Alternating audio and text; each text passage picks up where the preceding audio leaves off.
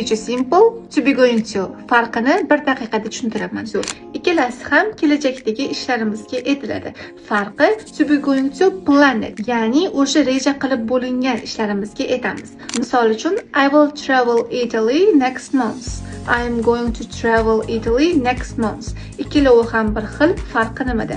Agar siz Italiyaga borishni shunchaki reja qilayotgan bo'lsangiz, lekin hali biletini sotib olmagan bo'lsangiz, unda I will travel Italy next month siz bo'ladi.